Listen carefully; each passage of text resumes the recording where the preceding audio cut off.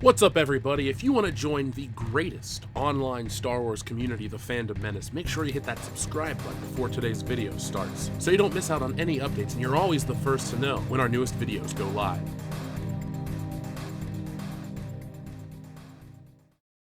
The following is a world-class Bullshitters exclusive. Sometimes you just can't win for trying. That seems to be the modern problem facing Disney today. Now, this channel is no friend to the way the Walt Disney Company does their business.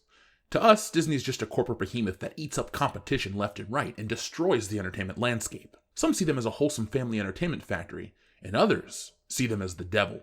Disney Pixar's latest film, Onward, is facing massive religious backlash because of the film's push for an LGBT character. Bounding into comics has the story. Boycott launched against Disney's Onward claims film indoctrinates children with the LGBTQ agenda. A boycott has been launched against Disney's Onward after it was revealed the film would introduce Pixar's first animated LGBT character. The boycott was launched by 1 million moms after it was revealed the character of Officer Spectre would be an LGBT character and would reference she's a member of the LGBT community in dialogue in the film. The boycott by 1 million moms explains that this is just the latest instance of numerous attempts by Disney to indoctrinate children with the LGBTQ agenda, discreetly and now more overtly. They point to Finding Dory, which features a lesbian couple in a scene, the live-action remake of Beauty and the Beast with brief implications that LaFau was gay, and Toy Story 4 that features two moms dropping off their children at school and picking them back up.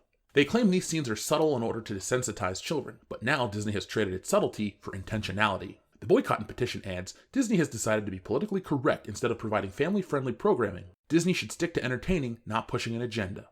It then states, please share this with your friends and family to make sure they are aware of the gay character in Onward and not blindsided by it. As moms, we all want to know when Disney is attempting to desensitize our children by normalizing the LGBTQ lifestyle. The petition and boycott has currently been signed by 22,620 people. So this all seems horrible. I don't really have a horse in this race. I thought this trailer looked like trash when it came out, and if the movie fails, it fails. I've called it the Disney movie with the magical dad pants on many occasions. Admittedly, I'm not age appropriate for this film. But with Disney, what is age appropriate? They definitely do have an agenda they push, but the company is also incredibly regressive. Let's look at the Onward pushback. The religious folk don't like it because it promotes an LGBT agenda. They say it's just another attempt by Disney to indoctrinate their children with subtle attempts to desensitize. It sounds extremely backwards, and it is, but it is Disney's MO to promote this in their films as of late. The article cites Finding Dory, Toy Story 4, and Beauty and the Beast, but they also tried this with Star Wars: The Rise of Skywalker. Remember the lady with the big nose? Well, she was gay. Who knew? Who cares? She was so inconsequential that even I can't remember her name. I had to search IMDb just to get the character's name, because when you Google Star Wars Big Nose, you get this. Oh shit. Well, she's the first one. Well, I guess that's better than being defined by... Actually, no. The Twitterverse was alight with excitement when this news broke pre The Rise of Skywalker, but after the film came out, this much-lauded kiss was a blink-and-you-miss-it moment. But they noticed. They always do. Mashable had an article that captured the sentiment of the angry, it wasn't enough culture quite well. Star Wars same-sex kiss is a dispiriting reminder of how far we haven't come. In what has become an annoyingly familiar pattern over the last few years, a blockbuster franchise has touted LGBTQ representation in an upcoming installment, only to deliver the barest minimum imaginable. The film this time in question is Star Wars: The Rise of Skywalker, and the exclusively gay moment is a kiss between two female resistance fighters. One of the characters is a speaking role, Commander Daisy, played in The Rise of Skywalker and The Last Jedi by Amanda Lawrence. The other is just some lady. If we've ever seen her before, I don't remember it. Their embrace plays out in the background and is over so quickly you might have missed it if you reach for your popcorn at the wrong moment. The timidity of this scene did not stop J.J. Abrams talking it up in Variety weeks before The Rise of Skywalker's release, in the same interview where he confirmed Finn and Poe would not be boyfriends. Abrams hinted at the possibility of other queer characters coming to the Star Wars universe and stressed that he wanted the world of his film to reflect the real population. In the case of the LGBTQ community, it was important to me that people who go see this feel like they're being represented in film, he said at the time. The tiny smooch in The Rise of Skywalker echoes the unnamed gay support group attendee in Avengers Endgame, the two men making eye contact in Beauty and the Beast, the two dudes standing next to each other in Star Trek Beyond, the girlfriends who never touch hands in Deadpool 2, the husbands with the blink-and-you-miss-it wedding rings in Alien Covenant, and the superheroine who didn't go out of her way to deny her girlfriend troubles in Power Rangers. In each case, the amount of self-congratulation on display seems wildly out of proportion with the content and supposed LGBTQ representation itself. And that's not even getting into the characters whose sexualities were mentioned by their performers and writers off-screen and never acknowledged at all on-screen, like Valkyrie in Thor Ragnarok and Lando in Solo: A Star Wars Story. It's worth acknowledging that yes, the lesbian couple in The Rise of Skywalker is indeed a first for Star Wars. Yes, it's a step forward. Yes, it's better than nothing. Yes, it surely means something to someone. That does matter. And yes, I'll even grant them that is an improvement over the other examples of this trend, like Beauty and the Beast, which never actually confirms that LaFau is gay, just half-heartedly implies it. But after a while, those yeses feel less like markers of progress than the lack of it. That's definitely a take. One could take the approach that nothing's ever enough for those people online. One could take the approach that it's a step in the right direction. And others could take the approach that it's too much and it doesn't belong in family entertainment, much like the religious folk from earlier in the video. My take is, put it in the movie and shut the fuck up. Stop patting yourselves on the back. If you're doing it for the press, be the transparent, shallow entertainment company you truly are instead of trying to be an ally for change. Now you're probably asking yourself, why am I so angry about Disney wanting to include gay people? I'm not mad about it. What I am mad about is Disney's hypocrisy. You see, Disney loves to tout themselves as a progressive company that loves to be inclusive, but they're not. They're lying right to your face. Remember the historic Star Wars kiss I mentioned a moment ago? Well, in other parts of the world that don't share the same views on the gay community, Disney, cut the kiss. Shocker, right? It's blatantly obvious that Disney wants to play both sides. They want to court the new progressive audience here in the West with all the groundbreaking progressivism, but abroad, they want to appeal to the more conservative audience that doesn't look too kindly on this sort of thing. Let's not forget that Disney's bottom line is money, nothing else. They like to act as if they live by the business belief of doing well by doing good, or to achieve social acceptance or financial success as a result of behaving in a benevolent or charitable manner. There's no doubt that they try to make you believe they're a charitable company, but in reality, they're full of shit. Like the WWE when it tries to promote the women's revolution, but then goes to do shows in Saudi Arabia where women aren't people. This two-faced business tactic eventually sneaks up and bites these people in the ass. You'll always fall to your hypocrisy in the long run. What's most confusing is how Disney wants to classify itself as family entertainment, appropriate fun for everybody. It's a broad yet narrow definition, a contradiction at best. Entertainment for whose family? Who has the right to say what's appropriate for another family? Some people don't want to expose their kids to certain things at a young age. Some people want to. Who's wrong?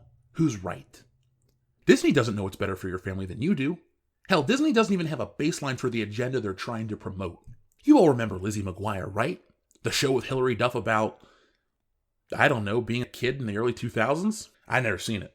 All I know is that there was a show, a movie, and some video games. Apparently there's a revival in the works for Disney+, but it's running into some hiccups because Disney can't decide what's brand appropriate for their content.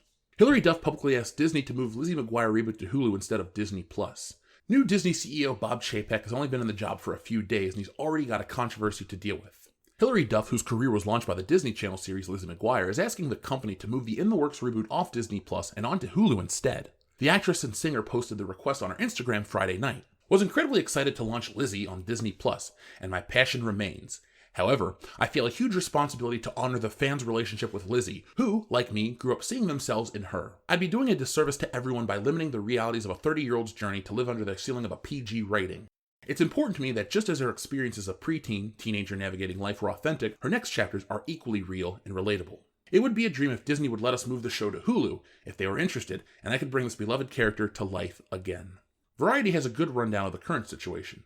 Duff and Lizzie McGuire creator and original showrunner for the reboot, Terry Minsky, were hoping to create a more mature show reflecting on the character's adult life. They completed a couple of episodes and then Disney decided to change course, to the point that Minsky was removed from the new series. Disney is clearly unhappy with the changes and figures Hulu can be a mutually beneficial solution. Disney said that Hulu will be the home of adult-oriented content that seems too much for Disney+. Just this week, Disney said its original Love, Simon series based on the film will be making the exact move. So if you're Hilary Duff, why not push for the same thing? I have less than zero interest in anything Lizzie McGuire, but I do agree with Hilary Duff's sentiment. If Disney wants fans from birth until death, there has to be growth and maturity that's allowed across the board, or they need to go back to being just for kids. If Disney wants to promote sexual values in kids' films, which is an odd thing to type and an even weirder thing to say out loud, then what in Lizzie McGuire is too risque? I think I smell a double standard here. At the end of the day, Disney is trying to be the everything company, and it's not working. They do their half-ass attempts to be inclusive and move the needle by making inclusion and diversity talking points in all of their press junkets in the West, but quickly censor the films for international release. They don't believe what they promote. They just want more people to come and watch their movies, and they'll deceive you if they have to. We're progressive. We're family entertainment. We're aware of your cultural differences and we'll quickly go back to the public stance we take so you'll give us your money. The international box office is too big to ignore, folks. Don't let Disney fool you like they fool everyone else. So what do you think of this situation? As I said earlier, I don't care if they put gay characters in movies. It doesn't bother me. What does bother me is when a company promotes their film with agenda first, then pulls it back when they go to other parts of the world that it's not appropriate for. Again, Disney and the double standard. Some would argue that it's so sad that other parts of the world aren't accepting, and, well, that's a topic for another time. But I think it's sad for popular culture that story isn't first, that originality, that uniqueness isn't first. You know, Jim Lee the other day talked about the new direction for DC Comics, how it's going to be inclusive and diverse, and I just am not going to give them my money. I don't want a cucked out Batman being left at the altar. I don't want these lame, ineffectual versions of our great characters. If you want to make new characters that are gay, straight, anything in between, cool, no problem, make them. Don't alter the old ones. So that's my stance on Onward. I have no interest in the film. I don't care if the characters are gay or straight or whatever. Purple, green, blue, yellow, cyan, magenta. They could be a fucking Epson printer for all I care. Thing is, I don't. I just care about Disney and the way they do business. So folks, tell me what you think of this situation down below in the comments. Do you care? Are you on the side of a million moms? Do you think they're crazy, hypocritical, religious folk? That's for you to decide. But all I want to know is what you think of the situation.